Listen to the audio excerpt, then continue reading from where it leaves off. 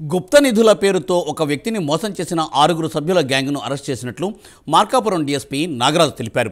ప్రకాశం జిల్లా మార్కాపురం పట్టణంలో స్థానిక విద్యానగర్కు చెందిన ముటుకుల సుబ్రహ్మణ్యం అనే వ్యక్తిని గుప్త నిధుల పేరుతో కొందరు వ్యక్తులు మోసం చేసి 6 లక్షల రూపాయలు తీసుకున్నారు. బాధితుడి ఫిర్యాదు మేరకు పోలీసులు చాకచక్యంగా వెంకటేశ్వర్లు, కోటిరెడ్డి, శ్రీనివాస్, బ్రహ్మయ్య, ఒడిశాకు చెందిన ఝాన్సీ, రవిని అదుపులోకి తీసుకున్నట్లు డీఎస్పీ తెలిపారు. నిందితులను అరెస్ట్ చేసి రిమాండ్కు తరలించారు.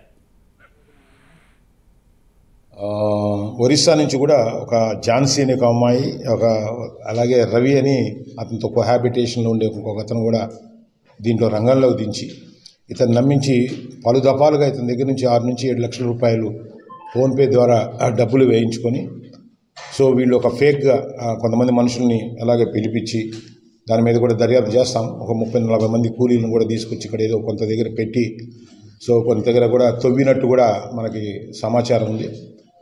సో ఈ కార్యక్రమంలో ఉన్నప్పుడు మనకు పోలీసుకి దీనికి ఇట్లా గుప్త నిధులు అనే పేరుతోటే ఈ ప్రజల్ని మోసం చేస్తున్నావు అనే ఒక సమాచారం మీదకు ప్రివెంటివ్గా ఇలా జరగకుండానే ప్రివెంటివ్గా ఈ యాక్టివిటీని బంద్ చేసుకోవడం కోసం సమాచారం రాగానే మేము ఇప్పుడు సిఐ సుబ్బారావు గారి ఆధ్వర్యంలో ఎస్ఐలు రైతుబాబు మరియు రాజమోహన్ వీళ్ళందరికీ కూడా చెప్పడం జరిగింది.